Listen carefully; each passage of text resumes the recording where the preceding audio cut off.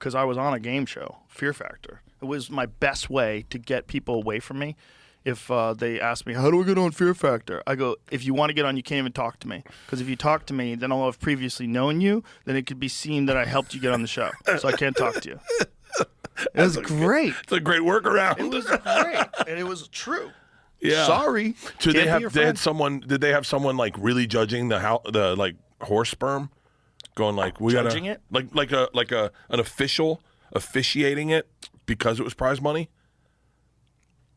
Meaning, like, the quiz show was all about them breaking the rules. Right. And you had to have someone, a standards and practice guy on your team, making sure the game was fair for everyone, correct? Yeah, I think there was something like that. I guess the network just did that. I think we kind of ran the idea, or they ran the ideas by the network, and the network decided, whether or not this was fair or what have you. But everything was always fair. Like, that show was... nobody got knowledge of the stunt before they got there. We blindfolded everybody. They were traveling around in vans. They would be blindfolds. Sometimes they covered their ears so they couldn't even hear. And then they would take their blindfolds off, and then right there and then they would find out what they had to do.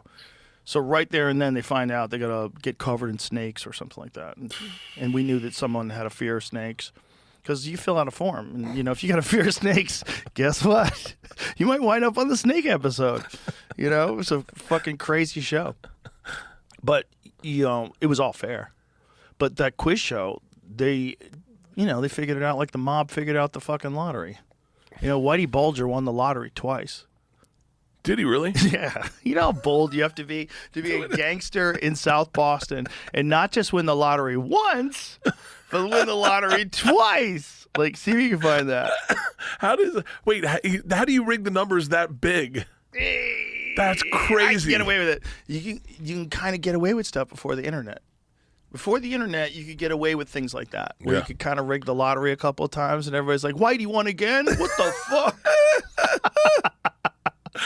Oh, that's great. When I was a kid and I was living in Boston, I used to teach one of his hitmen.